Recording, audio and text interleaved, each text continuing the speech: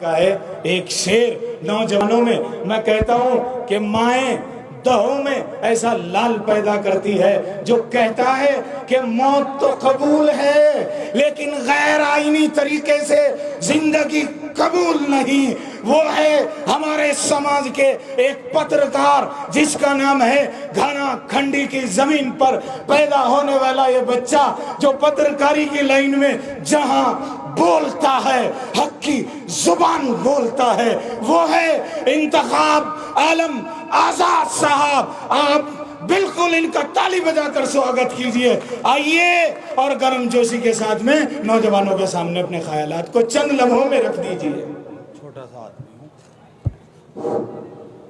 आज की इस मीटिंग के सदर मोहतरम और मुअज़्ज़िज़ हजरात, चूँकि बात आइन की है, संविधान की है, तो संविधान के रचयिता का भी थोड़ा हवाला देना जरूरी है।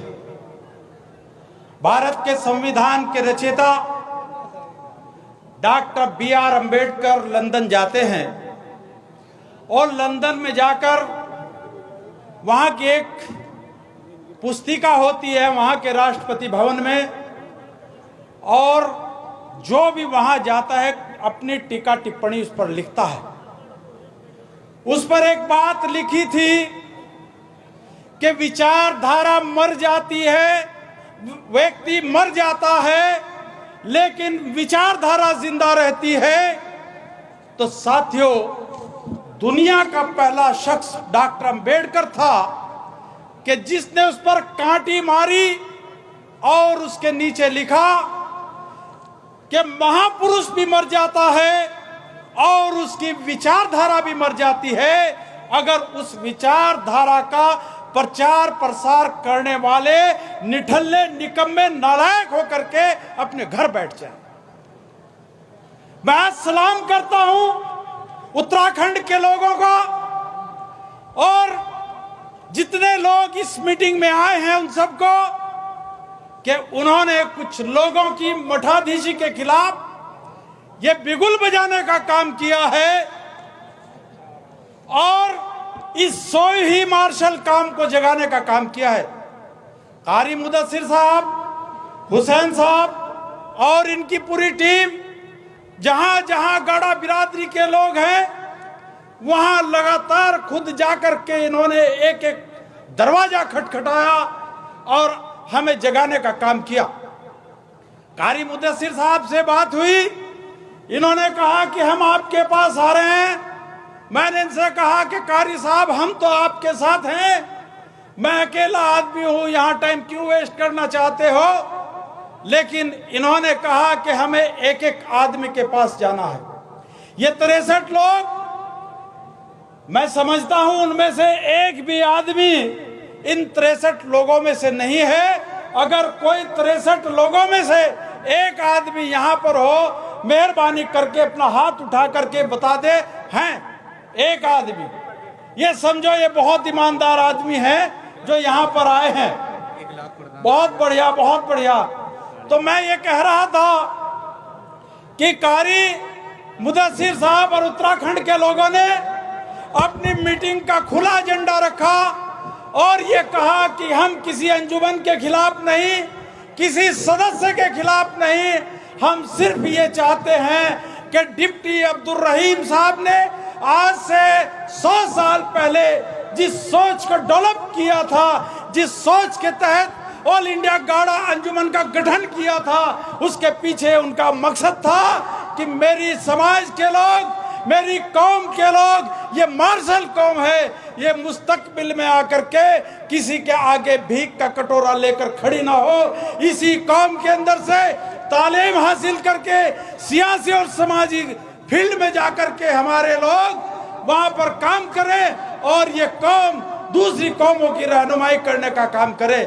लेकिन जो मैंने पहले बताया था कि डॉक्टर अम्बेडकर ने जो लिखा था उस विचारधारा के बारे में अगर आप लोग नहीं जागे, आप लोगों ने संघर्ष नहीं किया, बेईमानों को चुनौती नहीं दी, तो यकीन के साथ एडवोकेट इंतखाब आजाद आपको कह रहा है कि आने वाला दौर आपकी नस्लों का बहुत बुरा होगा। आज सियासी तौर पर हम यतीम हैं, समाजी तौर पर यतीम हैं, कोई हमारा पूछने वाला नहीं। हर जगह हर लीडर की दरबार में, हर लीडर की बारात में अगर नारे लगाने वाले होते हैं तो गाड़ा समाज के लोग होते हैं, पोस्टर चिपकाने वाले होते हैं तो गाड़ा समाज के लोग होते हैं। और गाड़ों के बारे में क्या क्या कहा जाता है उन नेताओं के दरबारों में, अगर ये बातें मैं आपको यहाँ पर बताना शुरू कर दूं तो आप गैरत से डूब मरेंगे। मदरसे की अपनी शुरा है, मदरसे का अपना सदर अलग है। ये ऑल इंडिया गाड़ा अंजुमन सिर्फ इसलिए बनाई गई थी कि कौम के नौजवानों का ये रहनुमाई करेगी, और रहनुमाई करने के बाद मेरी कौम के लोग सियासी और समाजी मुकाम पर जाकर के बैठेंगे और वहां जाकर के अपने समाज के लिए लड़ेंगे। इसमें कमियां कुछ हमारी भी हैं।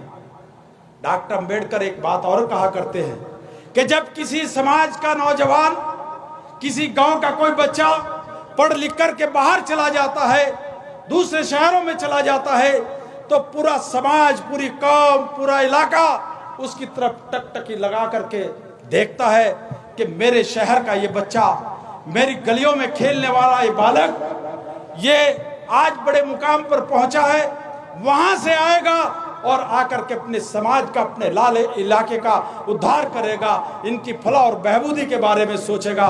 लेकिन मेरे समाज के ज्यादातर लोग जो इस अंजुमन पर मठाधीश बनकर बैठे हैं, मैं यकीन के साथ कह सकता हूं कि उन्होंने कुछ भी नहीं करा। मांगने से भीख मिलती है, और अगर आपको अपना हक अधिकार चाहिए तो आपको दुश्मन की छाती पर चढ़कर लेना होगा। पार्लियामेंट के अंदर जब भारत का संविधान स्वीकार कर लिया गया था तो मौलाना मोहम्मद अली जहर, मौलाना शौकत अली, मौलाना हजरत अली मोहानी, ये सारे डॉक्टर अंबेडकर के पास खड़े थे।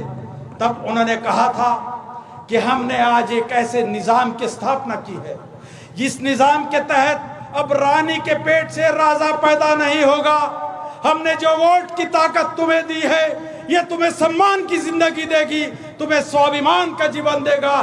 तुम दुश्मन की आंखों में आंखें डालकर अपने हक अधिकारों का बात करोगे, दुश्मन की छाती पर चढ़कर अपने अधिकार लेने की ताकत तुम्हें पैदा करेगी।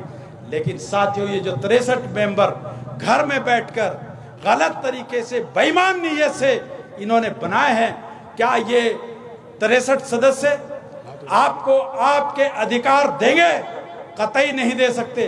मैं सहारनपुर के अंदर एक अध्यक्ष की बात बताता हूं। मैं विधानसभा का चुनाव लड़ रहा था, एक प्रेस कॉन्फ्रेंस में था, एक मंत्री से 2014 में मेरा झगड़ा हो गया, तो उस मंत्री के विरुद्ध में चुनाव लड़ा। मैंने गाड़ा बिरादरी के सदर को फोन किया कि सदर साहब 25-30 हजार गाड़े सहारनपुर शहर में हैं, आप यहां आकर के मेरी मदद करें और मुझे वोट दिलवाएं। सदर साहब ने मुझे कहा कि मैं फला मंत्री का भी रिश्तेदार हूं, फला से भी मेरे ताल्लुक हैं, फला से मेरा आना जाना है, मैं आपकी कोई मदद नहीं कर सकता। तो ऐसे ऐसे सदर हमारे बीच में हैं। तो मैं तो सिर्फ एक लाइन में अपनी बात कह करके खत्म कर रहा हूं कि सवाल ये नहीं कि मौत के बाद जिंदगी है कि नहीं, सवाल ये नहीं कि मौत के बाद जिंदगी है कि नहीं, असल सवाल यह है कि मौत से पहले आप जिंदा हो कि नहीं।